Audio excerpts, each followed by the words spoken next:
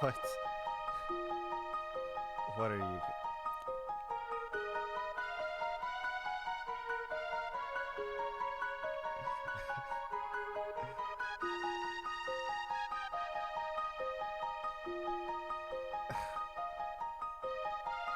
Hello, everyone. I hope you have a good stream as well.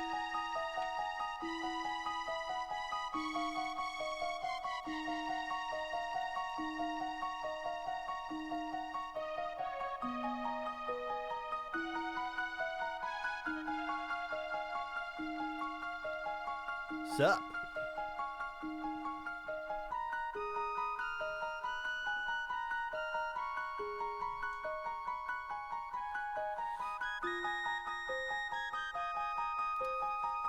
You guys realize, like, 20% of the Popcast is just the copy pasta at this point, right?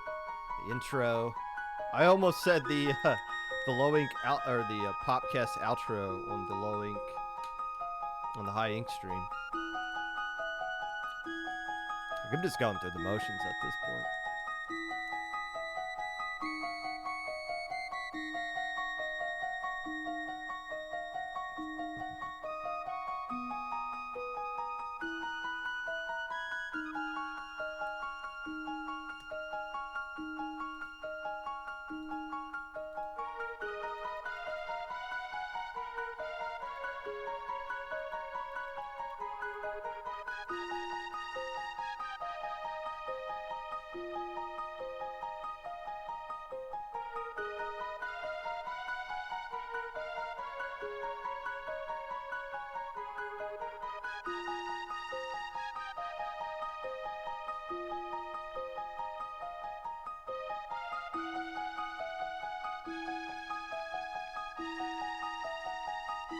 I'm fine. You know what, Brush? In all honesty, I'm at a point where I prefer your and me's commentary style over anything else at this point. I don't know if I genuinely don't know how people feel about you and me commentating together, but I don't care because I like it.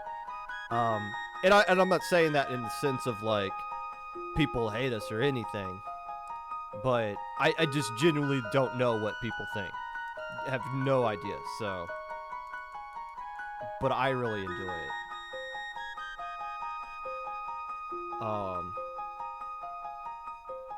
In fact, I want to make a like a compilation of like you and me's funniest, just like favorite funniest moments, commenting, because there's just a lot of times where just something funny happens. But I feel like we're serious when we need to be serious, and not serious when it doesn't really call for it. I mean, like, we don't need to be whoa when it's just okay, this isn't really something that's important. Like when things were getting serious yesterday, I feel like you and I were really on top of it, and I feel like we were entertaining, at least to ourselves, every time on top of it as well.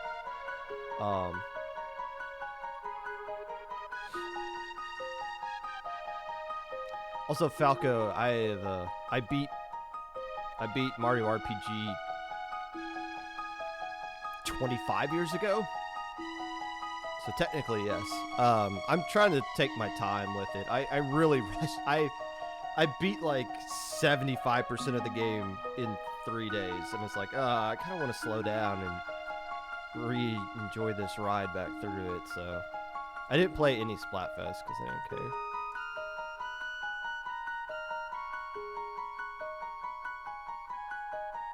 Yeah, I liked you and Genie together.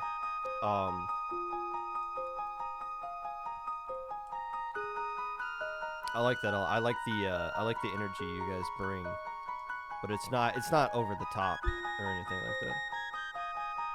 I did win, did I? I picked the team. I still collected shells.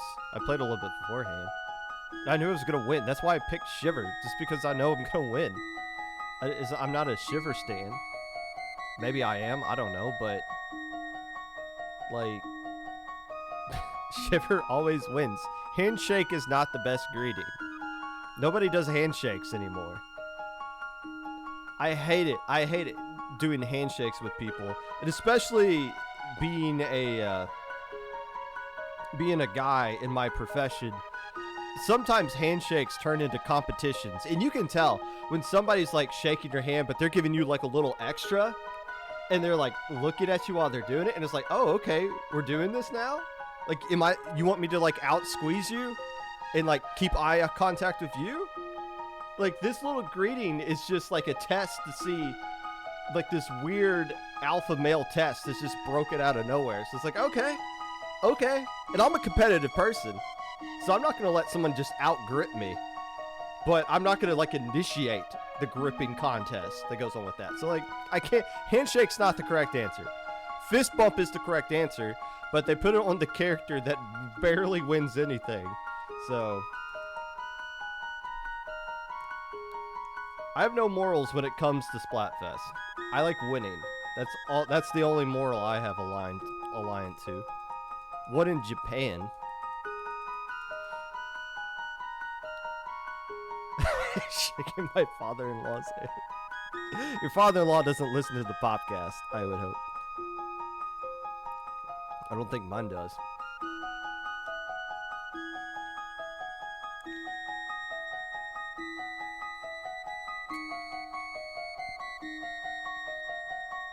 My father-in-law's daughter listens to the podcast, as does his grandson.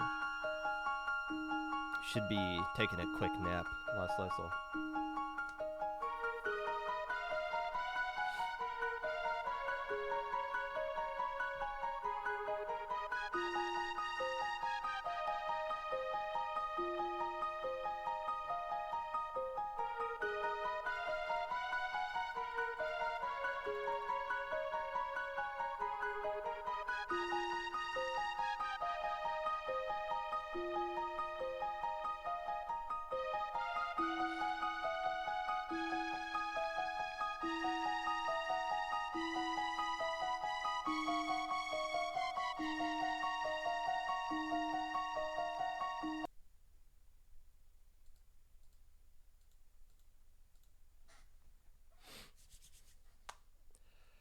Hello, friends, and welcome back to the Popcast. Whenever you're listening to this, whether it be live or VOD, Twitch or YouTube, or Spotify, while you are somehow surprised that Shiver won another Splatfest, causing your opponent to experience temporary color blindness, dropping from high ink because your captain forgot about it and your other teammate was told by their mom that it was time to do chores. Whatever it is that you're doing right now, I appreciate you taking the time out of your day to listen to this. Unless I don't. So the new sub, or I guess it's not a sub, it's a special actually, got announced today. The Splatter Cooler screen. That thing looks extremely unfun. that special looks like something that just irritates you, not in like a this hinders my ability to move or something like that kind of way, but just as a really, you're just going to take away my vision of color for it. Now I understand it like also does chip damage over the course of time, and there's probably practical uses for it, but it just get the sense that if you're somebody that's going to use the screen thing, you're just an a-hole, and that's just what you just enjoy making the game less fun for everyone. Like, there's no way you get satisfaction. Aha, they can't see colors anymore. Like, there's nobody on earth, unless you're like a Batman villain, that's that interested in taking away people's ability to see color. So it just seems like a total jackass special to be added to the game. And I will change my mind on that if the next Hydra kit is forced to have it, because I know the next Hydra kit is going to have something dumb like Super Chump or this wall thing or whatever kind of dumb special they create to come after this. But, man, I really hope that screen thing isn't meta, because could you imagine? I bet you on Spec Cam, it shows you as well. Like if you're currently looking at the player and they go through the screen, like is the Spec Cam going to change like that as well? Like that just seems so aesthetically unpleasing that but hey, so be it. I do have a relative in my family that is colorblind, and my brother is red green colorblind, which is the most common form of color blindness, which is why you never really see the red green color combination. There's been like a couple of Splatfests, I think, that were like Christmas themed where it was red versus green. It actually wasn't the Triforce one, wasn't that red and green? Wasn't Zelda or like Ganondorf red to some extent, like a pinkish red? Um, Regardless, it just seems like a special that doesn't seem like a fun thing to have. Somebody asked about the new Nintendo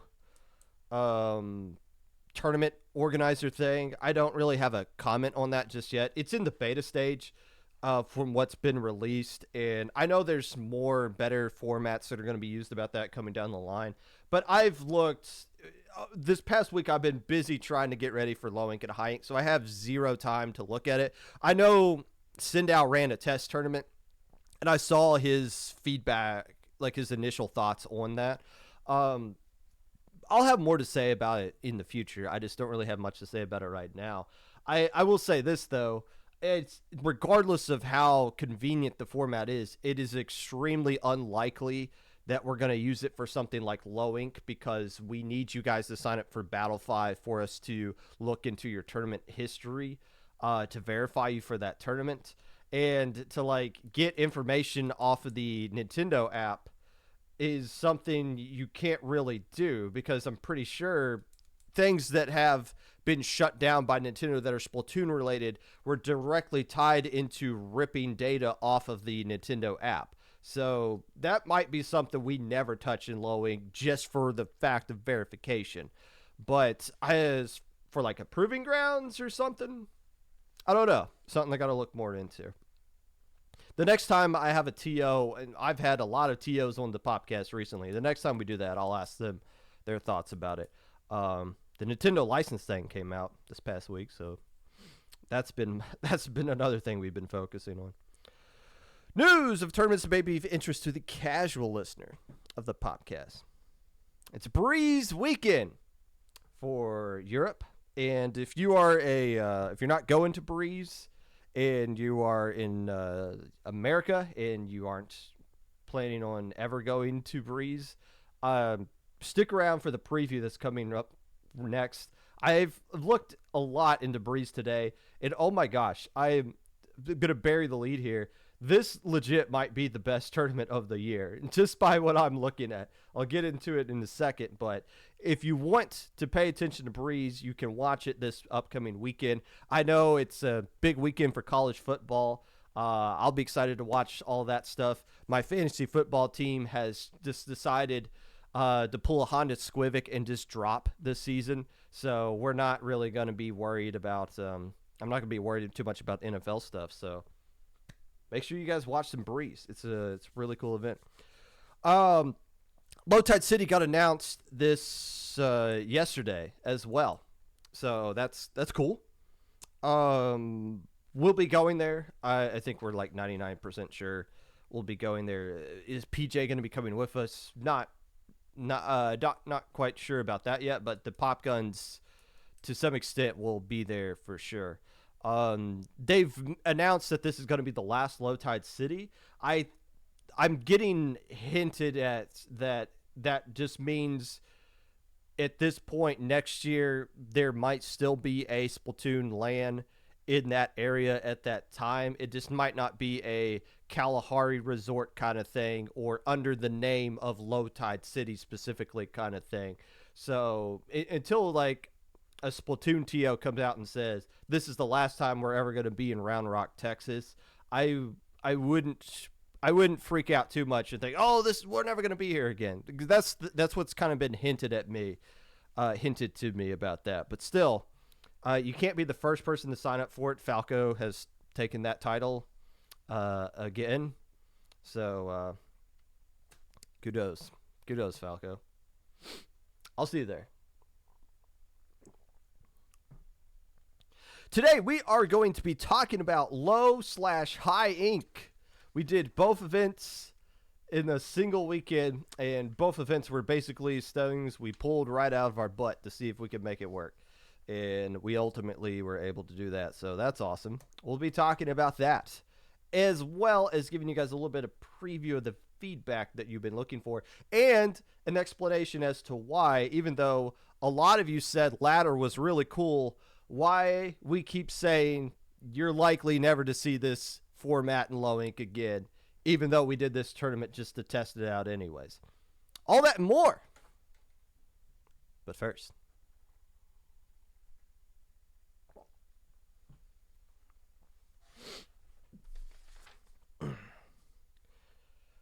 so I didn't know what my second topic of today was going to be when I woke up this morning.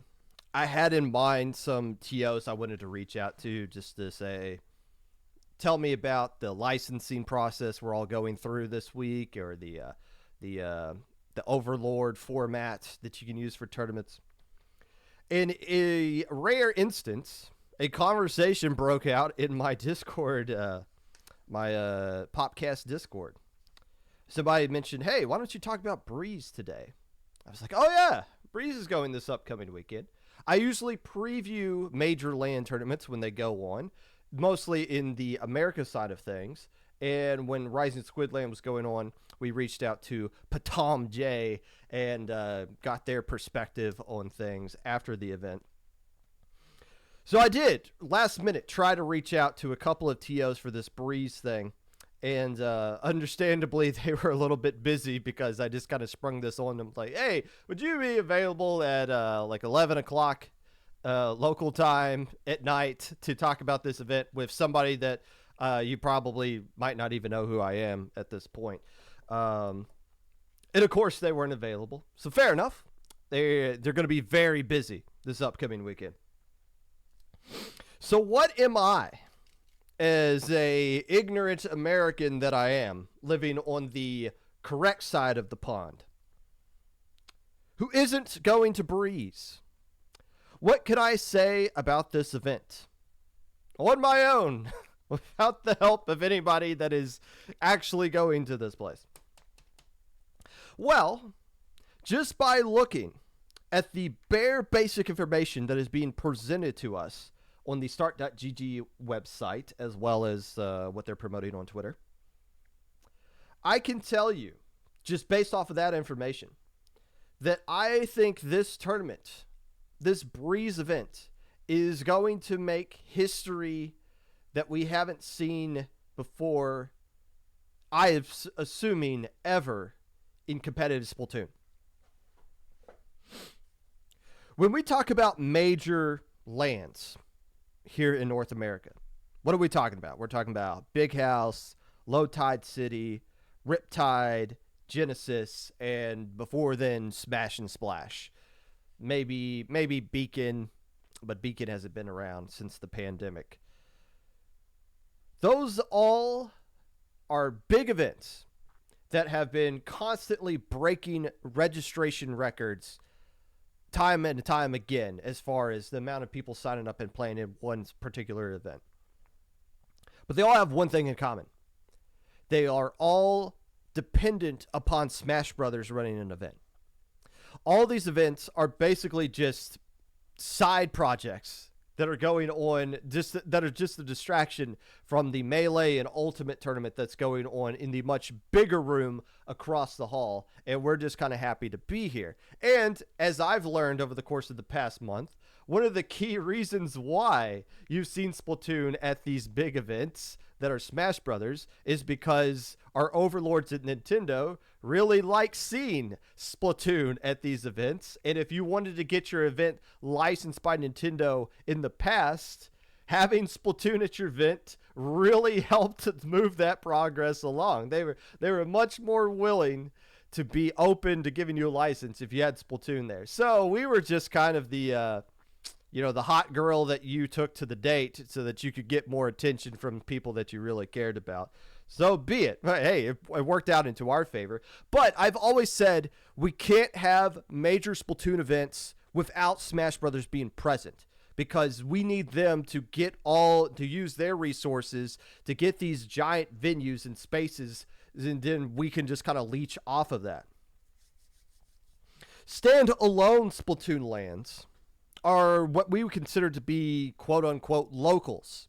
And they're getting to be so big that I don't even think that's a fair term to use for some of these things anymore. But they are at least regionally located. They're drawing in people around their area, as opposed to these other bigger lands that are trying to draw in people from around the country and from other people from the country.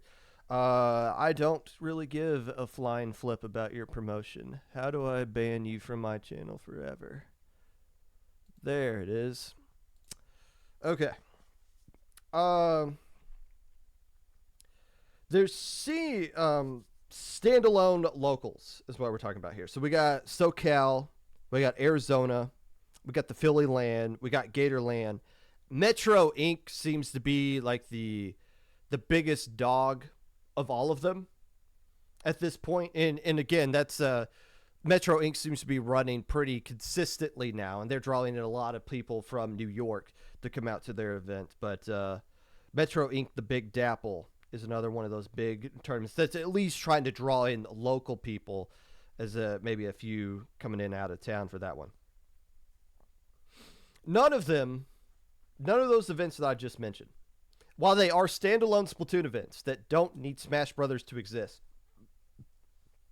they are not getting the number of participants that this Breeze event is getting. This Breeze event, which has over 300 plus participants, has to be the biggest standalone Splatoon LAN ever. It has to be. Now, I don't know anything about Japan, and I'm convinced a good chunk of you don't know anything about Japan either, because you always have these crazy takes. Oh, Japan loves turf war. Oh, Japan loves doing formats like this. And it's like, oh, okay, you don't actually know that. You just regurgitating other bull crap somebody else said to you. But as far as I can tell, they are pulling off a Splatoon major without having to leech off of a Smash Brothers scene in order to do that. That is awesome. It appears to be something that we haven't really seen before as well, because all those other major events that I talked about, Low Tide City, Big House, Riptide, Genesis, they all take place in big open venues, convention centers, if you want to call it, convention halls. Whereas all these other locals, these standalone Splatoon events, are taking place at gaming arenas or gaming halls, like places that are built for esports in particular. Whereas all the other big major events are just giant open rooms where they're building an esports arena there overnight, which is usually why you get a lot of jank at those events, especially on day one, because, oh, this connection cable wasn't plugged in correctly, or this cable actually died in the airplane flight over here. So you got a lot of jank that goes through with that. But this seems to be kind of the same thing that's going on at Breeze here. I'm going to give you guys the American look into everything that I could find specifically about this event. And the more you look into this one, I think you're going to come to the same conclusion that I am, that this is legit probably going to be the best Splatoon LAN of the entire year. And this is coming from somebody that was at Low Tide City with the Fire Pit the second year in a row with that watched the biggest Splatoon event ever at Riptide at home and talked to Falco live during it. I think Breeze is going to be amazing. And let's just take a look as to why as I hit the correct button here. So this is the start.gg page of the registration for this. And by the way, if you want to continue to register for this, I don't think you can, but I think you could still sign up to be a spectator. Someone in chat, feel free to correct me if I'm wrong about that. However, first off, there is a prize pool that was listed somewhere. And before we get into that, that is something I want to kind of address. How many people did not know that the other Splatoon majors in North America had prize pools for them. Like, I think you get paid out as far as fifth place. When I was at Riptide last year, and I was just a fifth player on that Ink Lawyer team, and I never played at all, but they finished in fifth place. Every player, I think, got like $40 for that. Now, I didn't take mine, but like fifth place getting that kind of payout, pretty significant. Now it's not nothing you can live off of, and I would assume you're still operating in the red with like travel expenses and all that stuff, but you never see majors on North America actually say there is a prize for this, which is because it's not the draw. That's not why anybody's going out and playing in this, but there is a pretty decent prize pool for winning this Breeze event. It is going to take place at a hotel, the Pendulum Hotel in Manchester, which is a place I've never been to before. But the key thing I want to point out here, it is a 2-day event. I believe all the Breezes in the past have been a 1-day thing. This time around, it is a 2-day event, an entire weekend full of Splatoon fun at a hotel place. Now, I want to point this out right now. That's a good thing. It's a good thing that, not that it's the 2 days a good thing, but I'm more so excited that you can have the venue at a hotel and do the same exact thing at the same place. Like, you can just walk out of your hotel room, go down to the lobby, go to the room, and you're right there. That was kind of I wouldn't say a drawback of Big House, but that's where like these city lands, these metro lands, if you want to call them that, where you have to stay at a hotel that's a little bit of ways away. It's nice to be able to just have everything in one location, and that's a big plus right here. But the even bigger plus is I scrolled down, I saw this, and I was like, ooh, this is huge. This is something we don't have at other lands in North America.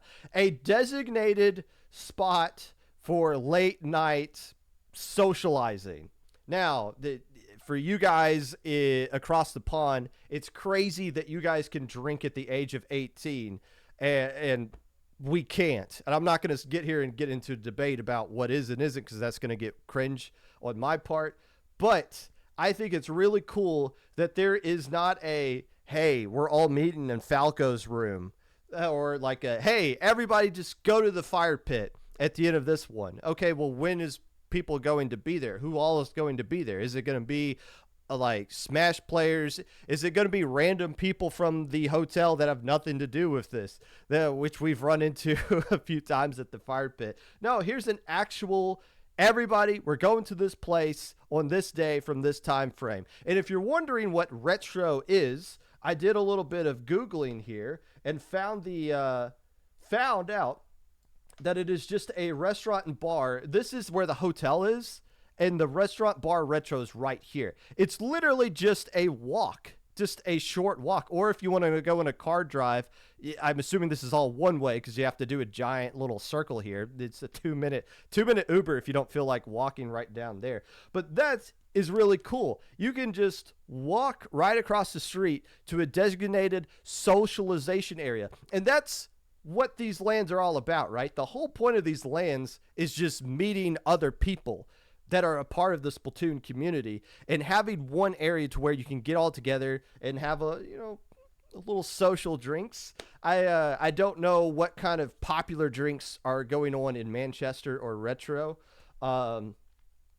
Me personally, if I can just get a week Truly, I think I'm good to go. But still, this is something we don't have. We don't have this at any other lands currently. Or if we do, we got to go there and we got to be huddled up with a bunch of other Smash players, or at the Riptide when they're like, well, there's going to be this night designated exclusively for players at Riptide to go to the water park area. Well, that seems like a good idea in theory, but everyone was talking about how crowded it was and how there was such a long line to even get into it that by the time you get through the line and get in there, you're basically just there for a little bit and then you got to go somewhere else. This is cool. This seems like the highlight of the event. If I was going, this would be the highlight for the event for me. A bar area where I get to talk to everybody else that are like in part of our community. That's what the real draw for this one is. And I think that was the main. Actually, I was just so excited about that. That was the only thing I wanted to talk about here. So let's just recap. This event has a venue which is connected to the hotel, nearby restaurants, Splatoon only, so no Smash that you got to worry about there. Also, I failed to mention this. There is a Salmon Run side event. And I said this at the end of Riptide when they did a college event, and they also did a two players, one controller kind of thing. And that was hilarious to see, but it also got me thinking, isn't it such a slam dunk decision to just do a Salmon Run side event at these lands? There was one at Genesis 6, or I think it was Genesis 7, like back in 2020. There was a Salmon Run side event for that. And what you saw was people that were there for that side event that weren't there for the actual Splatoon tournaments. They were there just for the Salmon Run tournament, like actual competitive Salmon Run players 3 years ago. Now, the competitive Salmon Run scene has really taken off since then. A lot more content creators have gotten involved in it. A lot of competitive Splatoon players have gotten involved in the competitive Salmon Running scene as well. Destiny Troops Clang was a really good Salmon Run player and still does it, I believe, pretty consistently play in tournaments like that. So it's interesting because, and someone correct me if I'm wrong, because I haven't been doing Salmon Run a lot recently, but there's so many things you can do at the Shoal version of Salmon Run that you can't do in any other version of Salmon Run. Like you can set certain parameters, you can control different aspects of things. You can control what kind of weapons you get and what kind of spawns, if any, like you can set it to be this insane level of difficulty, and you can make a great tournament to where everyone's like everybody is competing in the same exact version of the game, instead of just like, oh, well, you get a high tide every single time at night and this other team has just got nothing. So like everybody's operating under the same exact circumstances, and it makes so much sense to do a Salmon Run tournament at a LAN. I'm genuinely confused why we haven't seen more of that. So this is going to be cool. This is going to be really huge that they're having this Salmon Run event. So venue with hotel, nearby restaurants, Splatoon only, Salmon Run event, a designated night hangout spot. The only thing that's missing is a water slide, which, giving Splatoon players history with water slides, maybe it's a good thing we don't have that, because we got a lot of people that don't know how to use water slides, apparently. So let's just forget about the water park feature. This seems like everything you would want and more in a competitive Splatoon LAN. The only thing left we got to talk about is the teams, right? We got a lot of teams that play in these North America lands that are competitive with each other. And then you get to a grand finals and it's FT Win or Starburst just yawning as they sweep somebody off their feet, or beat them so bad at 6-0 that they also feel like they need to stand up and taunt their opponent in front of everybody while they're doing it. Which, by the way, I have heard, I've seen several tweets in the past about how these lands in Europe, specifically in the United Kingdom, have a tendency to get a little bit rowdy when it comes to people trash talking each other. That it's a lot more vocalization going on, and it seems like things can get a little bit more hype in that kind of sense. So if you had a problem with Keo chirping at their opponents, I feel like this event's gonna be that's going to be a little bit of a laughing fest compared to what's going to be going on at this event. I'm excited to see that, if that is the case. If you are going to this event, please have your phone out and ready to record some things, because we want to see this community start to get a little bit feisty with things. But as boring as those grand finals have been in the past, you got a lot of really solid teams that are playing in this event. And I don't know everybody in Europe. So I'm not going to sit here and go down every single thing. And let me get this set up before I dox some of you guys, because some of you got your full names. On this start.gg site, which I guess but I do want to show you if I can find the bracket page, because I did want to look at the brackets, which I believe just came out. And I don't know if these brackets are finalized or yet, but you can at least look through the group section. Here we go. You can at least look through the group section and see some of the teams that are playing here. First off, Gentlemen's Assembly, I'm assuming is the number 1 seed overall in this event. Robbie Snipes, Toyobin, and Takimi. I'm assuming this is the number 1 seed here, and rightfully so if they are. But just because they're the number 1 seed, there's still some teams in this tournament that can be more than a hassle for them and can legitimately beat them at this point. These things are not seeded, is what people say in the chat. Still, just by looking at that roster, that's where I'm like, oh, that team's going to be pretty good. But they're not going to be like FT win and then like 20 miles of crap and then somebody else. No disrespect to Smoothie, but that's where the distance usually is in some of these things. It's going to be a little bit closer here. Also, shout out to Proving Grounds head TO. It does other things, but I only care about Proving Grounds. Librio, Wolf. Old Wolf is going to this event. There's so many people going here that I want to meet at some point, and this is another reason why I want to go to Breeze at some point in the future. Other teams I want to look at here.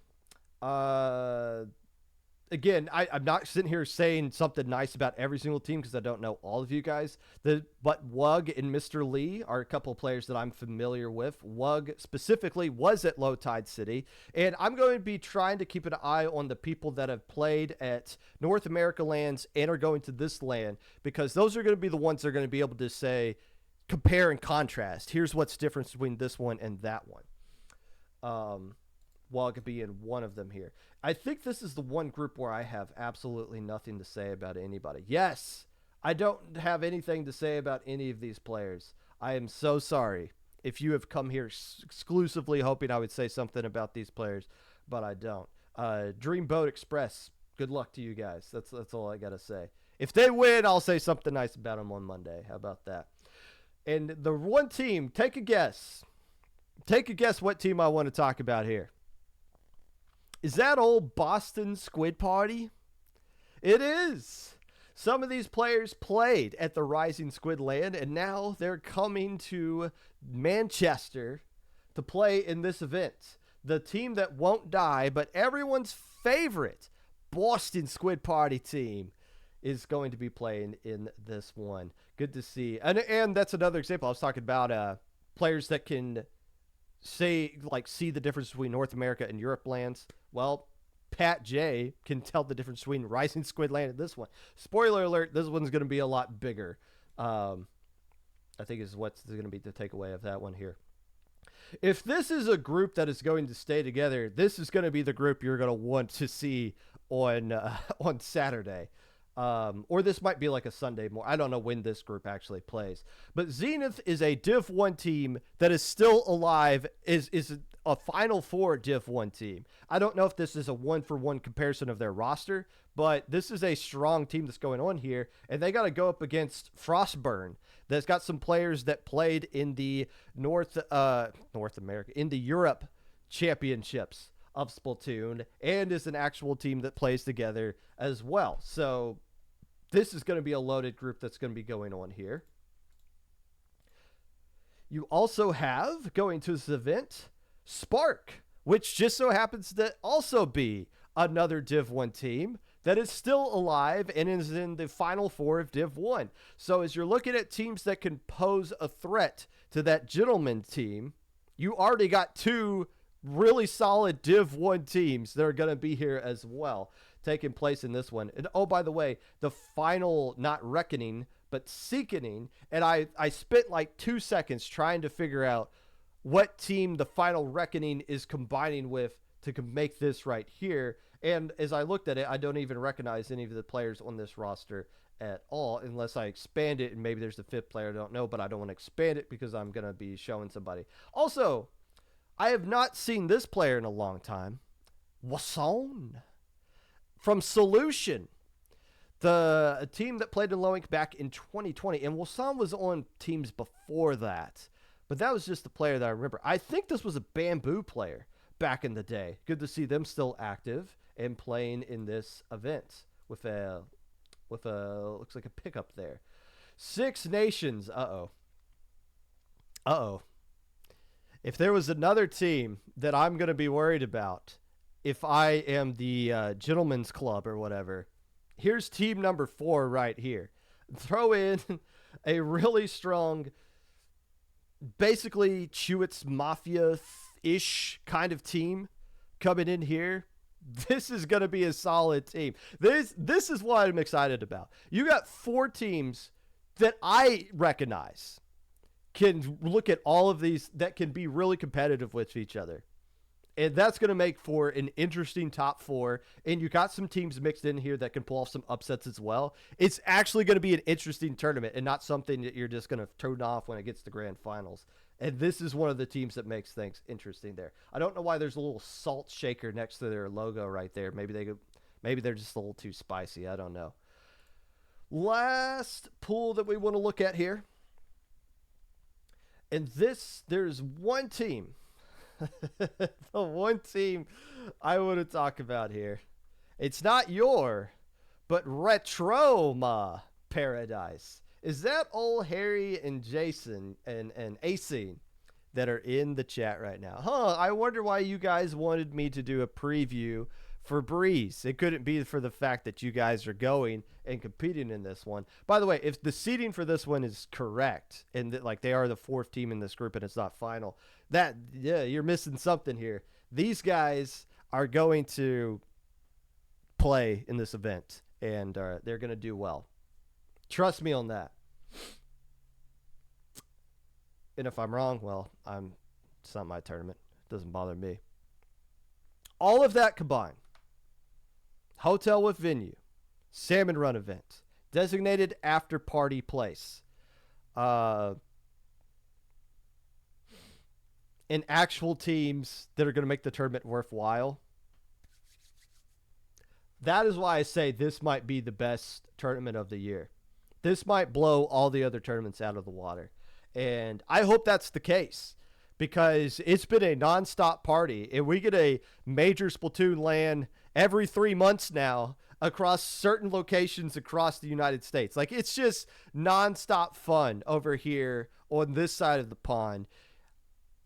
It's allowed for Europe to have one massive giant party. And again, if you're going to this event, take as many pictures, take as many videos of not just the sets that are going on, but of just everybody having fun. And I would just make everybody here in North America so jealous of how much fun you guys are having that we decide we need to buy tickets and go over to that event next year and ruin it all for all of you. But still, I hope everybody has fun. Be safe. Try to be a little bit patient. The fact that I'm assuming they are going to be building this esport arena overnight as opposed to going to an actual gaming hall, there's probably going to be just some natural jank that goes along with it. So if you expect to hear this phrase, we are on a 20-minute delay. So if your set is going on, you're going to have to wait about 20 minutes before you can start. Just expect that to happen. The good news is you can bring food into the venue as long as it's not at a setup. So good luck to everybody. Seems like a really fun event. We'll be talking about it a lot on the next episode of the podcast. Some highlighted stuff.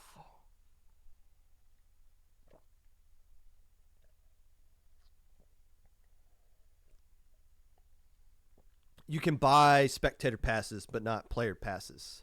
Confirmed. Thank you, Harry. Do you think this will really be Boston Squid Party's last tourney? No, I don't. You can't get rid of Boston Squid Party. Most people would say that would get political. I like that you just said that would get cringe. Well, I can get political, but that's just not the point of what this podcast is. This is the escape from all that stuff. There's also a Beyblade side event. That is beyond my scope of understanding. Is that the thing where like you get the little spinner, then you fire it off and it goes into this little circle and you like try to knock the other one off, or am I making up something else? Salmon Run will be set seed, which you can do online. Okay, I didn't know you could do that online. I just thought it was just something you could do at a LAN. It's in Splatoon 2, you could only do that stuff at LANs, and I don't think you could even do seed on the LAN mode. But okay, fair enough. The Overlords are hosting a Salmon Run tournament at Worlds between the top 3. Are they really? That's pretty cool as well. I am all for the Salmon Run community starting to grow in a competitive aspect. And there might be some casuals that are like, wow, they'll make anything into a tournament. Hey, people are having fun. Who cares? Brush, I don't know what that word is. That sounds like you just sneezed on your keyboard and decided to hit enter with it, but go off.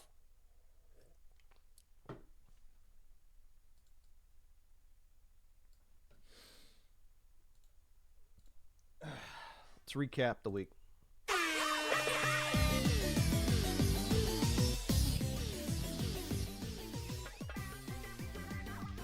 SOS number 129 took place on Wednesday. It was won by Gaming.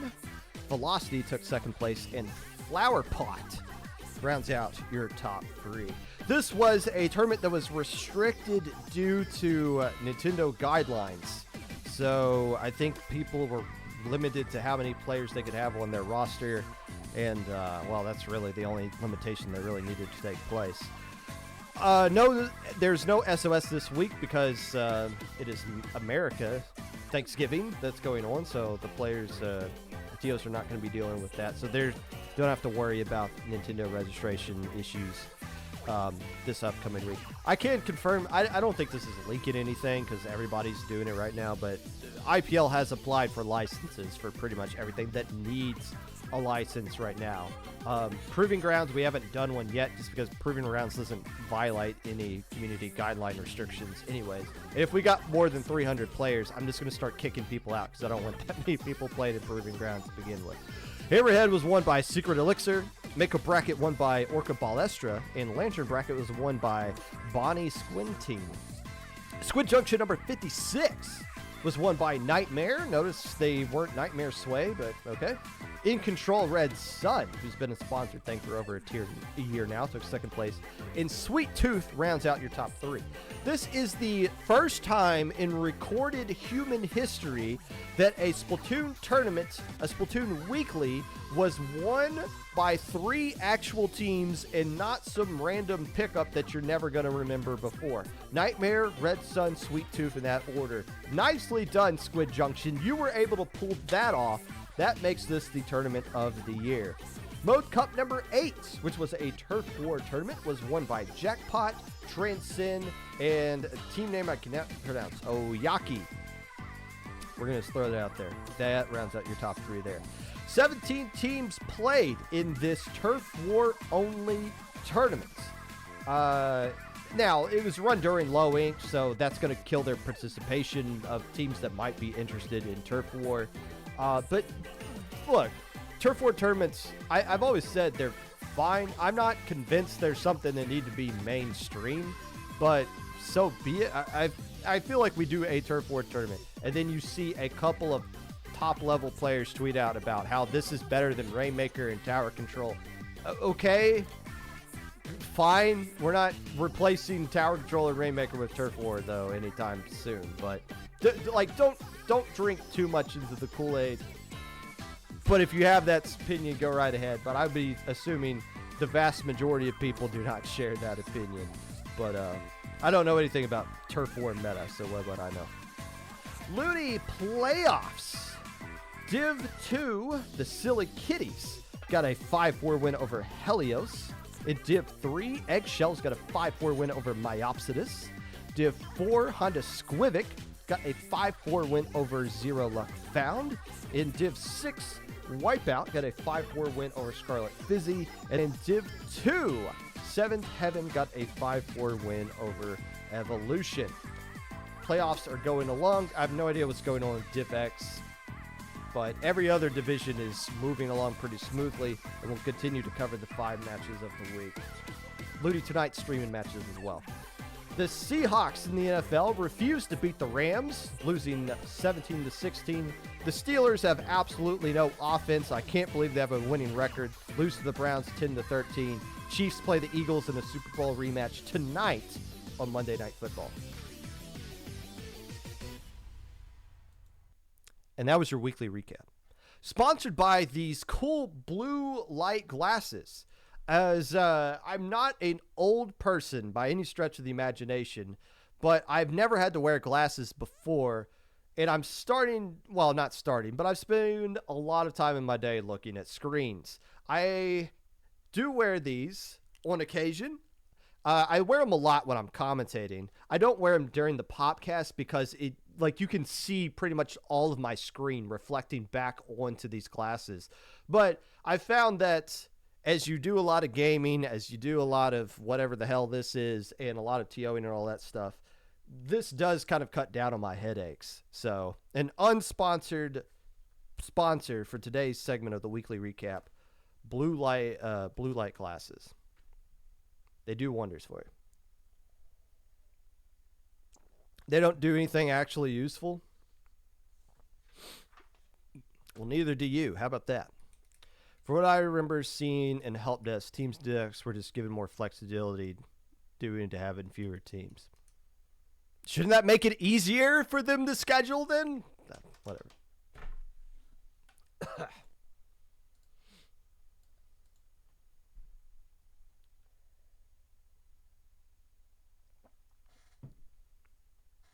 Also, they make you look more suave, sophisticated. Unless they don't. Good news. Talking about low ink and high ink now. Nintendo's license application came out last week. And I believe Aaron, the head TO of Low Tide City, live streamed them filling out that application for that event. And since Low Tide City got it announced, I'm assuming they got approved because part of the application says you can't announce your event. If you're applying for a license for an event, you can't announce your event until it's done and until it gets approved. So I'm hoping that got approved quickly or whatever. Regardless, I can confirm this. We have turned in our application for Low Ink. That was part of the project that Hohen, Brush, and myself did in a VC, much like an old college group project where I let everybody else do the job and I'll take part of the credit for it. But the application has been sit in, and now we got our timer going to see how long this is going to take before we hear something back. We can't announce anything until we get that back. So if it's December 1st and we don't announce anything, that just means we don't have anything we can legally announce at that point. Of course, we knew that whatever the licensing application did come out, that this past Low Ink and High Ink weren't going to be approved anyways by the time that was going to take place. So we knew we had to come up with something. And we decided to do a little trolling, as we typically do as TOs. We decided to run 2 tournaments instead of 1 Low Ink this past weekend. 2 tournaments that were based around concepts of things we wanted to test and try out to see if these were things that could be done in the future. First, let's start with Low Ink, or should I say Ladder Ink. The goal of Ladder Ink was to test ladder and see how it works from a TOing perspective. Yes, I've played in many ladder events. I know several of you have as well. But I've never seen ladder from the TOing side of things. Like, how do you find matches? How do you put things on stream? What are some things that you don't know that you have to deal with and you aren't going to figure it out until you actually do the thing? That's why we did the event, so that we as TOs could learn from our side of things how it works. If there ever was 257 teams that signed up for a low ink, at that point, we can't do the current format which we do, which is 4 Swiss groups of 64 teams. Why? If we add in more players than that, Battle 5 forces you to do 7 rounds of Swiss instead of 6, and we don't want to do that. And if you were to create, 8 Swiss groups, then how do you whittle down 8 Swiss groups into a top 32? And if you make it a top 64, I don't think you guys realize just how much more that drags on. So it's like, once you get this massive number of teams, everything has to go out the window. And there's a lot of different theories about, we've already discussed what we could do in that scenario. One of the solutions is ladder. And if we were going to do a ladder, not saying this is the format we're going to do in that scenario, but if we were going to do a ladder, we would much rather have some experience and knowledge about what we're getting into and have our first ladder be something much smaller and simpler versus our first ladder we're running ever being also the biggest low ink known to mankind. So that was the goal for this weekend. And I will say that goal was mission accomplished because we learned a lot of things that we can't do in this kind of format, and something we have to take care of going forward. I'm not going to focus on boring TO details for you guys of all the things that we learned, but I will share this. The feedback that we got, and we asked you guys for feedback, and we got, I think, 20 different teams that responded when I checked this morning. But the feedback that we got in general was very positive about the event as a whole. Teams liked the ease of finding matches at their own pace. It seemed like there were little to no technical issues as far as Battle 5 is concerned. Everyone said finding matches was really easy. It was really like user-friendly to figure all this stuff out. And it wasn't really that much of a, what am I doing here kind of thing. So that seemed to go over really well. And I can tell you from the TOing side of thing, this was insanely easy to run. Like, this is the easiest low ink ever run, ever. to be quite honest with you guys. The ladder just has so many features that are just things we typically worry about, like check-in and teams dropping during the event and last minute verification and things like that. Those weren't issues here at all. Not a lot of match disputes. I wasn't here for the first half of ladder. I was off at work. But staff was telling me they were just playing video games in chat in their staff VC during this tournament because there was just literally nothing else to do. You get help desk every now and then. What's a DC rule? I reported this score wrong. Like little minor things that get fixed here and there. But as far as not having to harass people to check in, not having to now you still have to deal with drops beforehand, but that's just because we had a wait list of teams. If this was a normal low ink, if you guys were to drop before the tournament started, you wouldn't even have to tell us.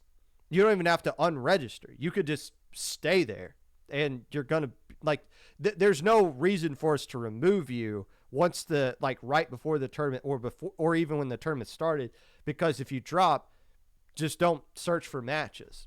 Just don't look for matches. That's all you got to do. And if it's like an hour after the tournament starts and you decide you want to start playing, then you can. Like you can just hop in and play your first match at any point in that 3-hour window. You're not, it's not like it's 1:00. You all have to be here. You can just start playing at your own pace. And that's really the cool thing that I think a lot of teams find appreciative about playing in ladder tournaments, myself included when I played.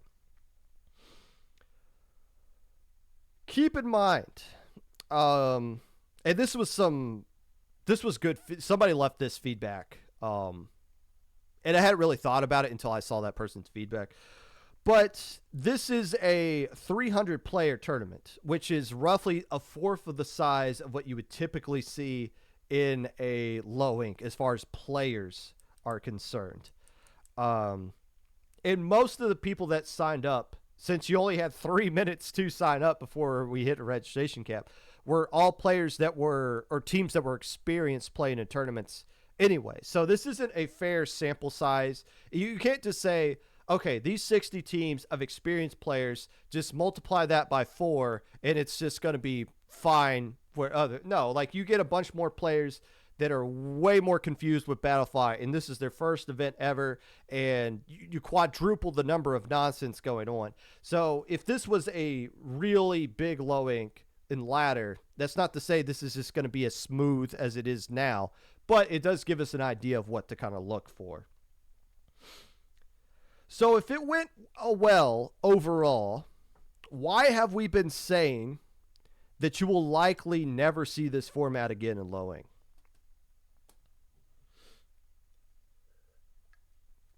One of my first ladder experiences, I believe, was an SAC tournament back in the day when they did ladder on their season opener.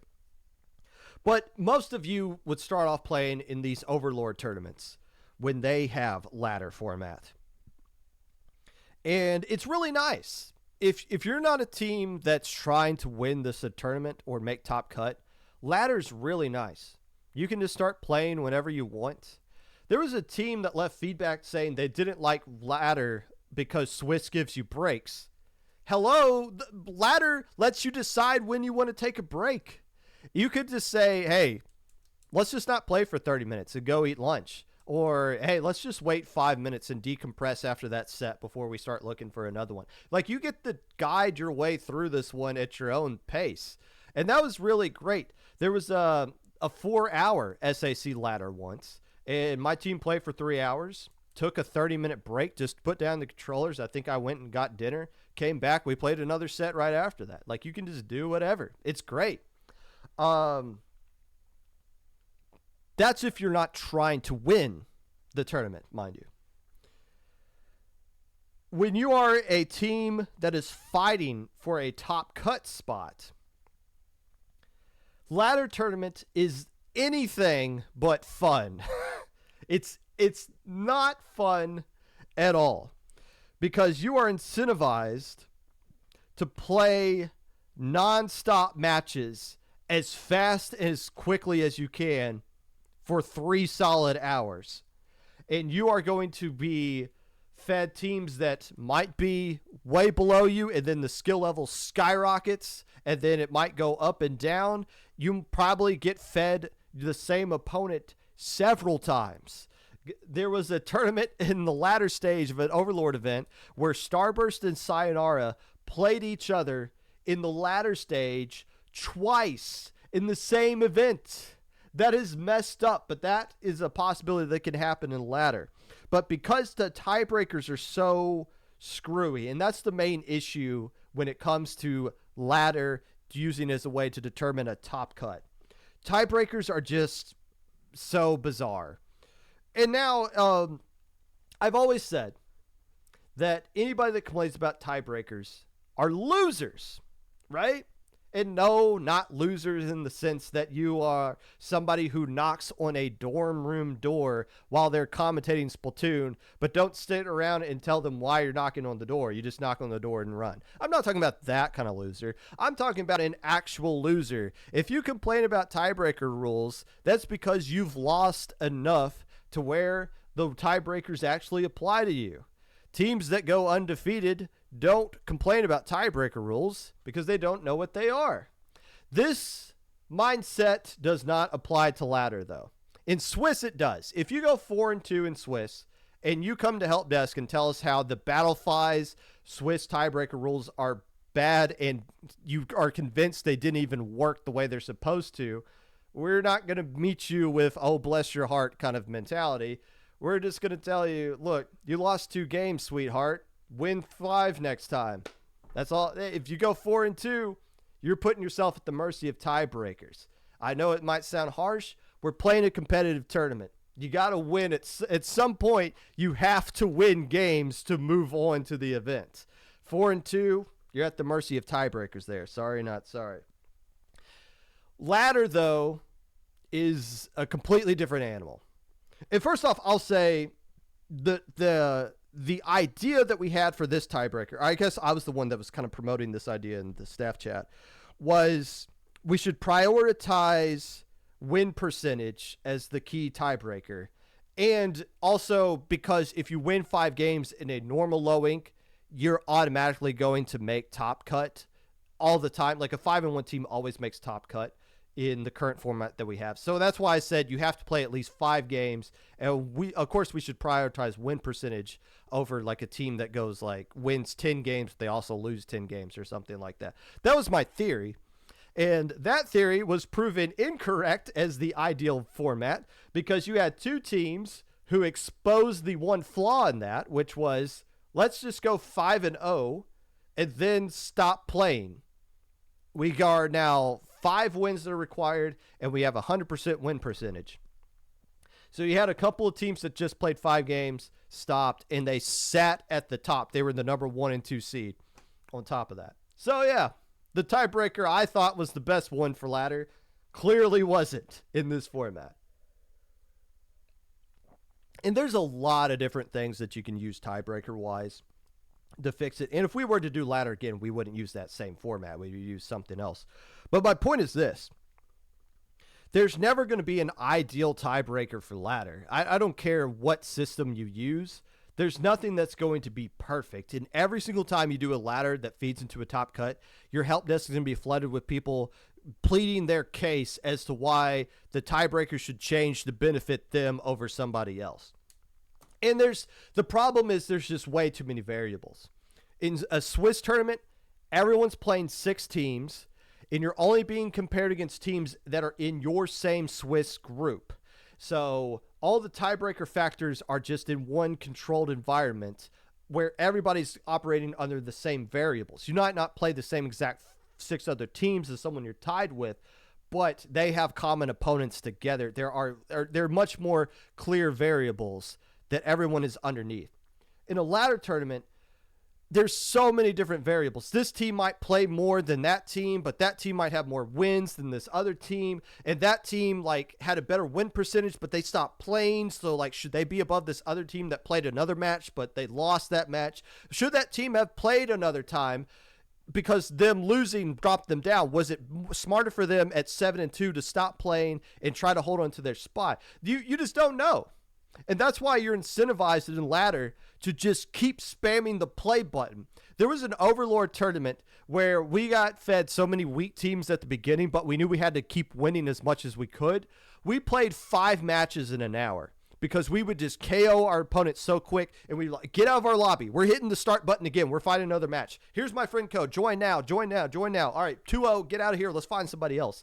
Like that is the stress you go through if you're trying to actually win ladder. It's so unfun. The tiebreakers, no matter what you do, are going to be jank and broken, and getting the top 16 teams is never going to be ideal, or top 32 even.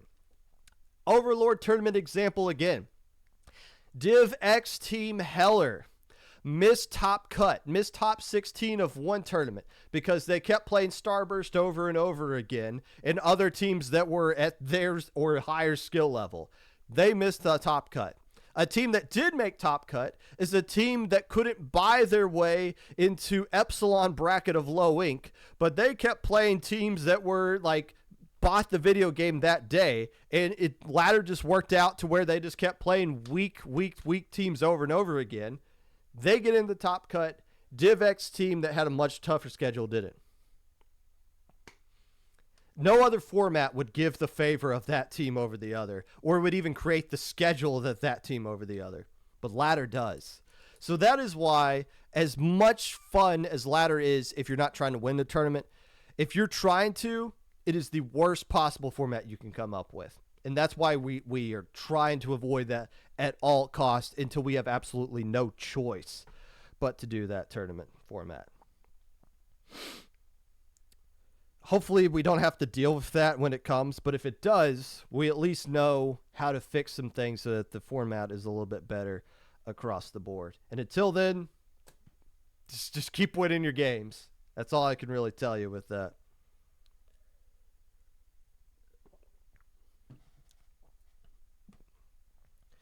The other event that took place this weekend that we were experimenting with, High Inc. This is JPEG's project. High Inc. 1 and 2 were something that JPEG created.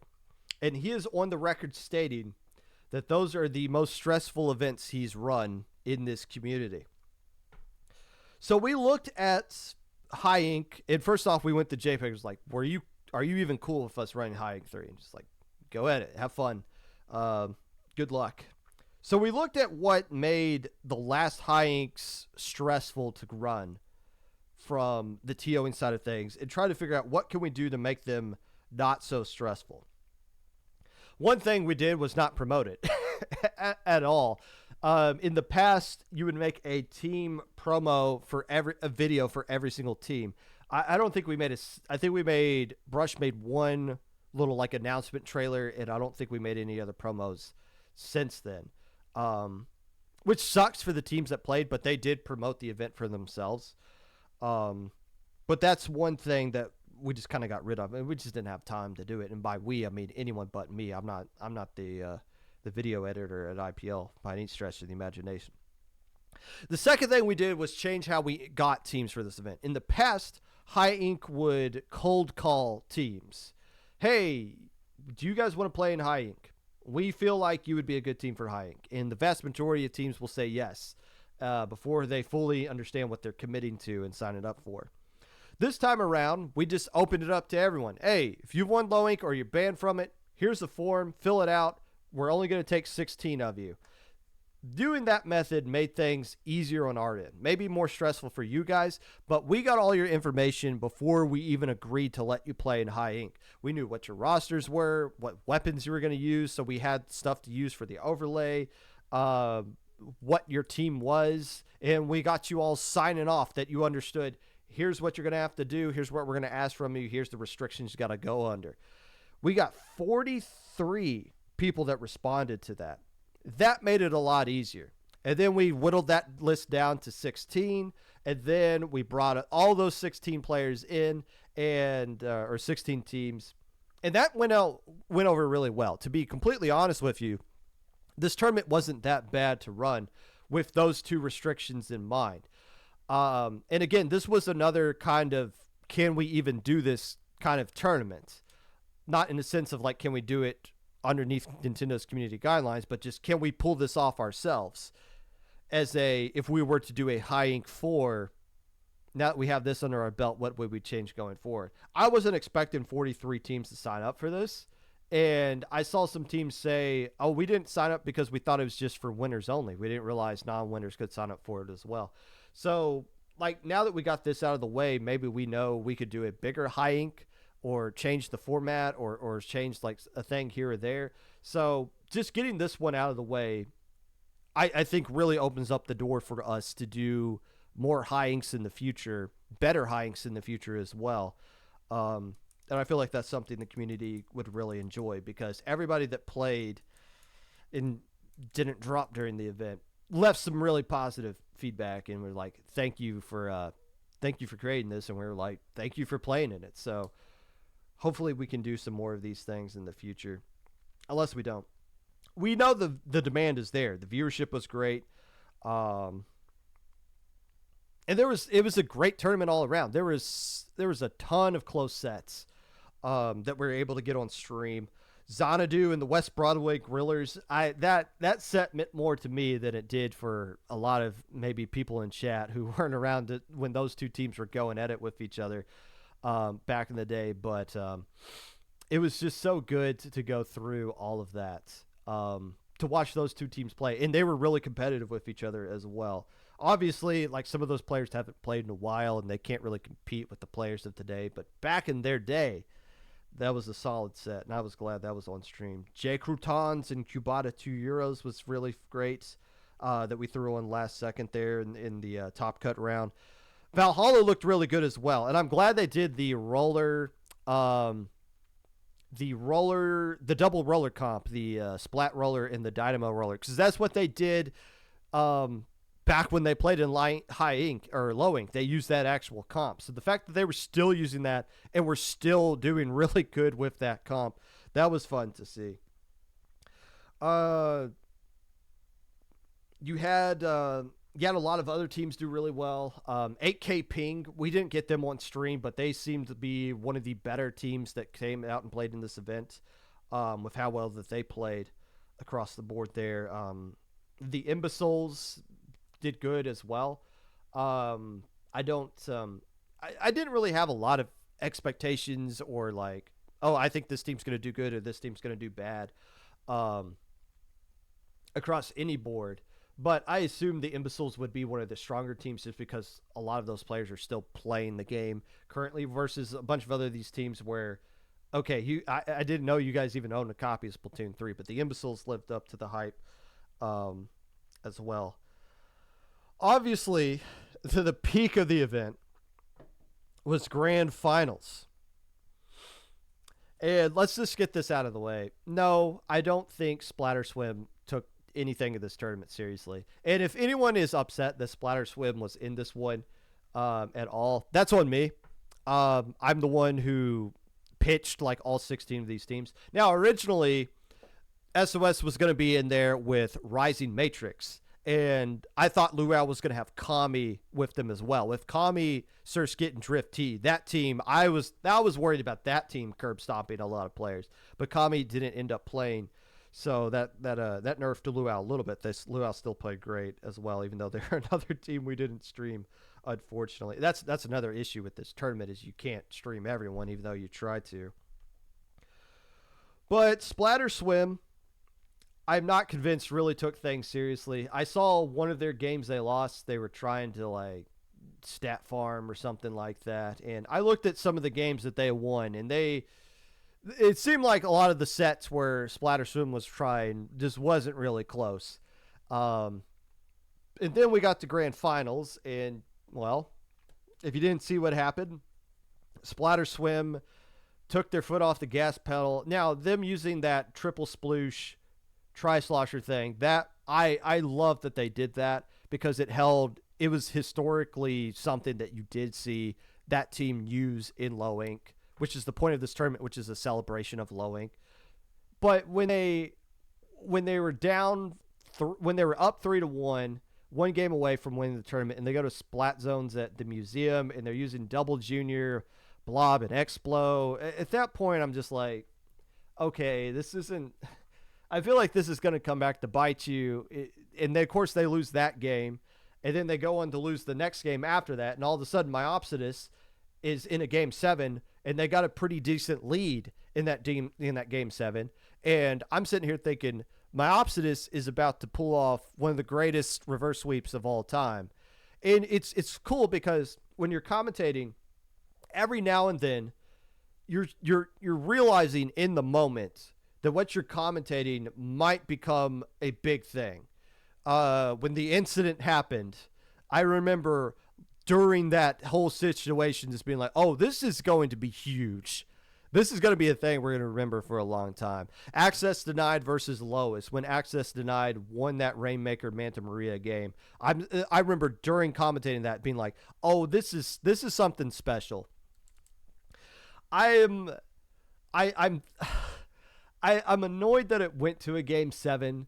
And if anybody from any team is complaining about the length of this tournament, I'll tell you this right now. If Splatter Swim were to complain about the length of the tournament, and I didn't see them do this, but if they were to complain about the length of the tournament, my counter argument would be this tournament literally would have been done 45 freaking minutes sooner if you guys just put your foot on the gas the whole time and curb stop. And they might counter argument and say, well, this is boring if we're just beating up on everybody. And so be it. That'd be on me, because regardless of how close Myopsidus came to winning this one, I should not have let Splatter Swim into this tournament with the roster they had with everybody else that was in there. So that's on me. But this tournament dragged on unnecessarily. If the Splat Zone Museum game, that's when I was like, okay, now you guys, I really don't want to hear you guys complain about not getting food or needing to go to bed or anything like that. You could have ended this right now. Instead, you decided to drag it out and give Myopsidus a chance. If Myopsidus won that tournament, the narrative would not have been Myopsidus wins. The narrative would have been Splatter Swim lost. And I'm glad Splatter Swim won, just so that we can avoid that narrative. But that would be the better story. And that would be basically what I'd be talking about for this whole hour on the Popcast if that were to happen. Instead, Splatter Swim avoids embarrassment. They get to be known as High Ink champions forever.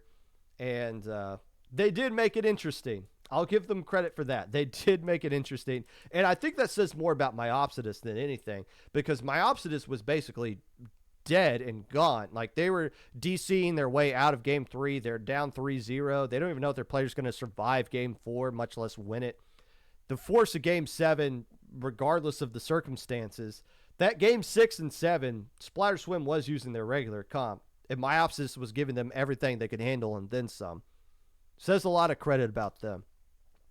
But Myopsis falls short just yet again. Maybe we should give them another chance at High Ink 4. They'll win these things eventually. Regardless, we learned a lot about Low Ink.